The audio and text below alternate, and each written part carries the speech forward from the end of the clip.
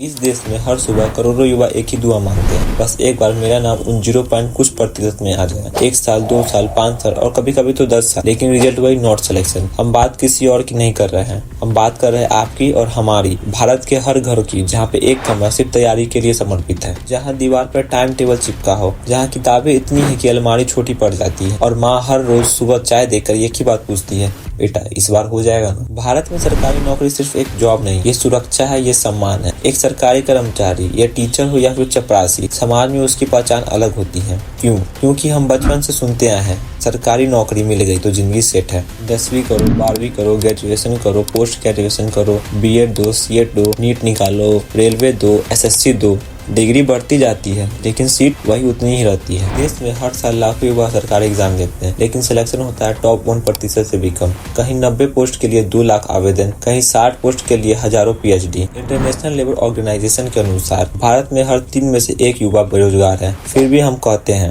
भारत दुनिया का 5वां सबसे बड़ा अर्थव्यवस्था है। तो सवाल ये है, अगर देश आगे बढ़ रहा है तो ये युवा पीछे क्यों छूट रहे हैं? आज का एजुकेशन सिस्टम हमें सोचने से ज्यादा रटना सिखाता है। ये मॉडल कोई नया नहीं है। ब्रिटिश शासन के दौरान ऐसा सिस्टम बनाया गया था जिसका उद्देश्य क्रिएटिव लीडर्स बनाना नहीं था, बल्कि आदेश मानने वाले कर्मचारी तैयार करना था। थॉमस बेबिंगटन मैकेले ने अंग्रेजी शिक्षा व्यवस्था की शुरुआत की। मकसद था क्लर्क तैयार करना। 1947 में देश आजाद हुआ, लेकिन सोचने की ढांचा बहुत ज्यादा नहीं बदली। आज भी स्कूल में नंबरों की दौड़ है, किताबें याद करो, एग्जाम दो, रैंक लाओ, लेकिन जिंदगी में मार्कशीट नहीं, स्किल्स काम आती है। 18 साल की उम्र में तैयारी शुरू होती है, जोश होता है, सपने होते हैं। 25 की उम्र में दोस्त शादी कर रहा होता है और आप फॉर्म ही भर रहे होते हैं। 28 की उम्र में रिश्तेदार पूछते हैं अभी तक तुमसे कुछ नहीं हुआ। 30 की उम्र में खुद से सवाल होता है, मैंने पिछले 12 साल में क्या किया। डिग्री है, मेहनत है, संघर्ष है, लेकिन रिजल्ट वही, कभी पेपर लीक, कभी एग्जाम कैंसिल, कभी कोर्ट केस। सालों की मेहनत एक नोटिस में खत्म। समस्या सिर्फ बेरोजगारी नहीं है, समस्या है मानसिक दबाव। हम खुद को रिजल्ट से जोड़ लेते हैं।